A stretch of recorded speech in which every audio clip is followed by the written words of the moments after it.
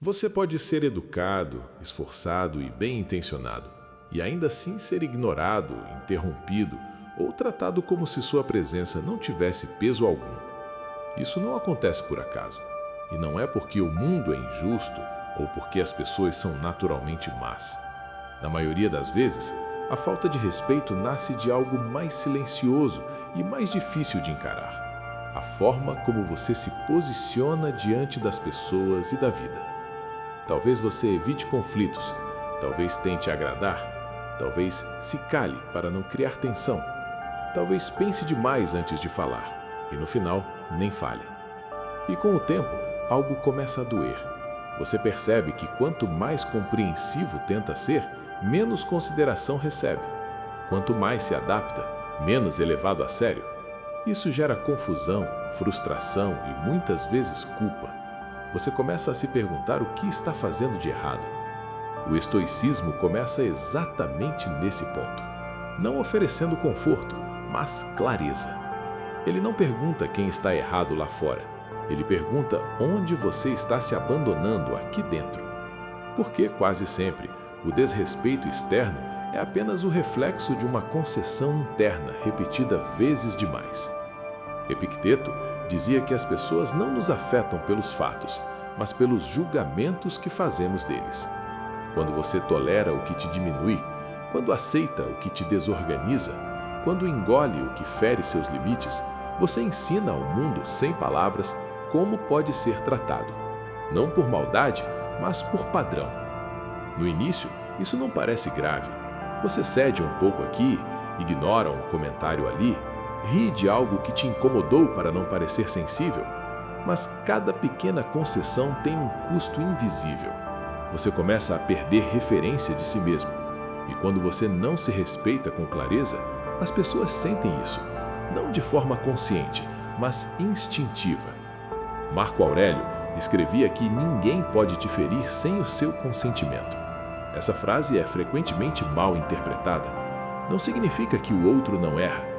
Significa que o impacto real acontece quando você permite que aquilo ultrapasse seus limites internos. Quando você não estabelece fronteiras, o mundo avança. Muitas pessoas confundem respeito com simpatia. Acham que ser querido é o mesmo que ser respeitado. Não é. Simpatia atrai, respeito sustenta. Você pode ser simpático e ainda assim ser constantemente desconsiderado. O respeito nasce da coerência entre o que você sente, pensa e faz. Quando você diz tudo bem para algo que não está tudo bem, você ensina algo perigoso, que seus limites são negociáveis. E pessoas sempre testam limites, não porque são ruins, mas porque limites mal definidos pedem testes. O estoicismo não ensina confronto constante, ele ensina posicionamento interno. Você não precisa levantar a voz para ser firme, não precisa explicar demais para ser claro, não precisa convencer ninguém para ser íntegro. A força estoica é silenciosa. Sêneca dizia que quem se submete ao que odeia passa a odiar a si mesmo. E esse ódio silencioso vira ressentimento, cansaço, irritação acumulada. Você começa a reagir de forma exagerada a pequenas coisas porque passou tempo demais calado diante das grandes. É aqui que muitos erram. Eles acham que o problema é falta de coragem para enfrentar os outros, quando na verdade é falta de compromisso consigo mesmos. O estoicismo começa quando você decide não se trair mais para manter a paz. Isso não significa se tornar frio ou distante. Significa parar de se anular. Significa entender que nem todo desconforto precisa ser evitado. Alguns desconfortos são o preço da dignidade. Quando você começa a se posicionar internamente, algo muda. Você fala menos, mas com mais peso. Age menos por impulso e mais por intenção. Para de reagir automaticamente e começa a escolher suas respostas. Esse espaço entre o estímulo e a resposta é onde mora a liberdade estoica.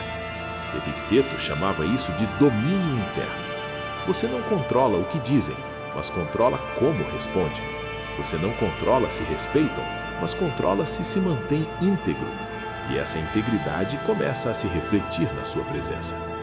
Pessoas reativas são previsíveis, ou explodem ou se calam. Pessoas intencionais são diferentes. Elas observam, avaliam, decidem. Não se explicam demais, não justificam seus limites, simplesmente os mantêm. Com o tempo, o ressentimento diminui, não porque os outros mudam, mas porque você não carrega o peso do "eu deveria ter falado". Você aprende que não precisa vencer discussões para se respeitar. Não precisa ser entendido por todos, não precisa provar nada. Marco Aurélio lembrava que você não deve agir esperando aplausos. Quando essa ideia se instala, a ansiedade social perde força. Você para de medir cada atitude pelo olhar alheio. Sua referência muda. Isso transforma sua relação com conflitos. Você não os evita, nem os dramatiza. Você os usa como informação.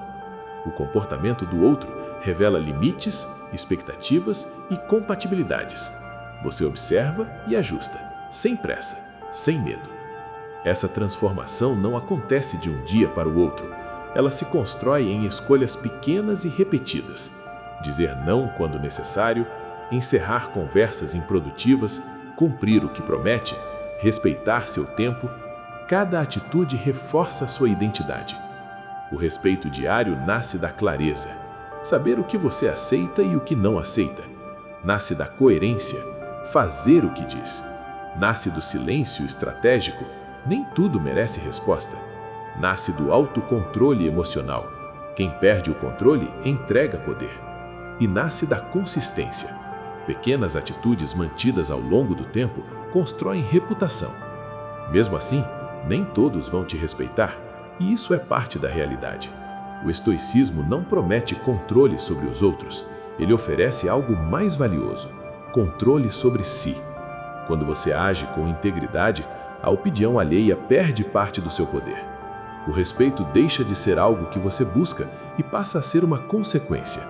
E mesmo quando não vem, você não se sente diminuído, porque sua dignidade não depende disso. No fim, o maior ensinamento estoico é simples e profundo. O respeito que realmente importa é aquele que você não negocia consigo mesmo. Quando você se respeita, mesmo que o mundo não acompanhe, você já venceu a batalha mais importante. E essa é uma vitória que ninguém pode tirar de você.